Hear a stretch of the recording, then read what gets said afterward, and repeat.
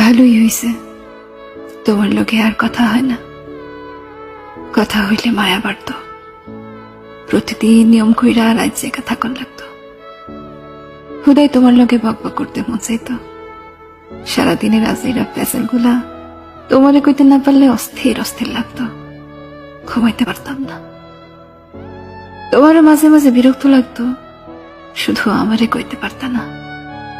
তাই আমি ঠিকই কায়দা কইরা বুঝা নিতাম। দুজনের মাঝে তিক্ততা বাড়ত।